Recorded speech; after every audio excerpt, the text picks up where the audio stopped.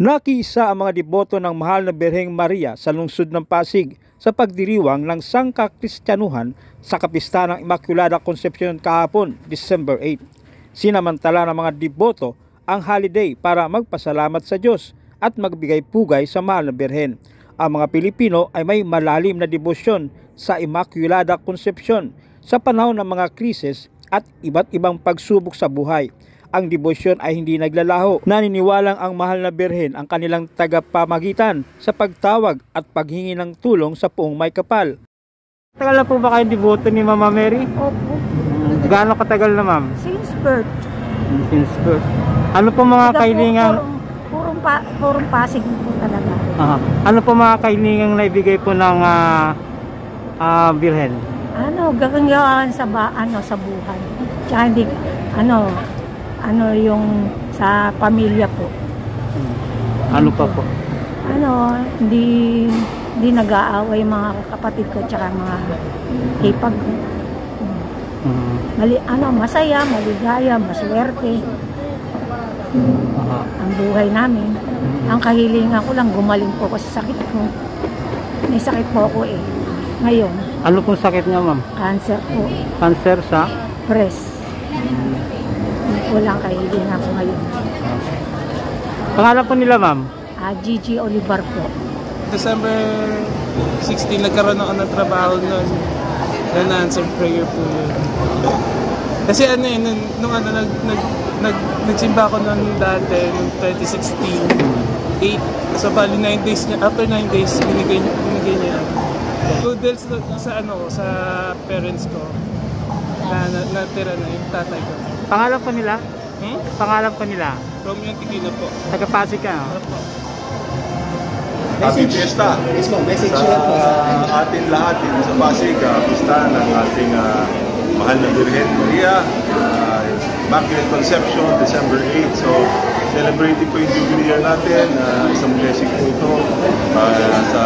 Sana itong darating na taon, mas marami pang biyaya ang bumaba sa lahat ng Pasigenyo, sa mga pamilyang Pasigenyo. Pinangunahan ng obispo ng Diocese of Pasig na si Most Reverend Milo Hubert Vergara ang concelebrated High Mass sa Immaculate Concepcion Cathedral, lungsod ng Pasig. Matatandaang nilagdaan ng Pangulong Rodrigo Duterte ang Republic Act No. 10966 na nagdeklara sa December 8 na special non-working holiday kasabay ng Immaculate Concepcion. Na alam natin tunay ang biyaya ng Diyos para sa pamayanan, para sa sambayanan ng Pasig. Kung titignan po natin ang Ebanghelyo ngayon, nakatono po dito ang nararamdaman at hamon para sa ating lahat na nagdiriwang po ng dakilang kapistahan ng Immaculada Concepcion. Yung una po ay pasasalamat. Nagpapasalamat tayo sa Diyos katulad ni Maria na nagpasalamat din sa banal na bukasyong ipinagkaloob sa Kanya na maging ina ng kataas-taasan, ina ng Diyos. Nung tinawag siya ng anghel, alam natin na maliwanag sa Kanya na hindi siya karapat-dapat. Kaya ang papuri at pasasalamat ay sa Diyos. Ito rin po ang dapat nating disposisyon. Buong pakumbabang pasasalamat sa Diyos.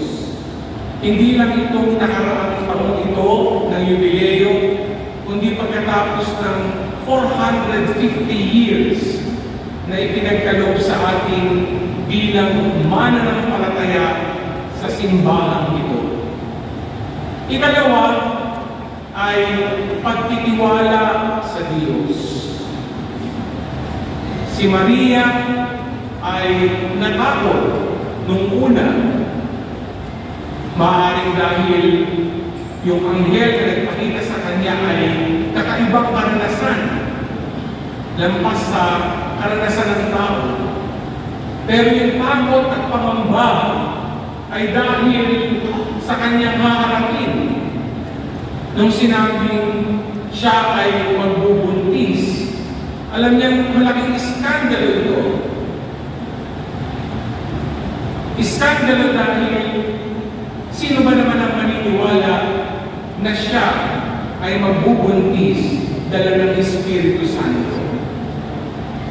Pero nung iniliwanag lahat ng anghel ang magaganap, ang pinanghawakan ni Maria ay pagtitiwala sa Diyos. Itong nakaraang taon, malaking hamon ang magdiwang ng jubileo. Sa lahat ng organizers, sponsors, hermano, hermana, presidente, presidenta. Pero di ba, dahil nagtiwala tayo kay Maria, maraming kaganapan, maraming aktibidades,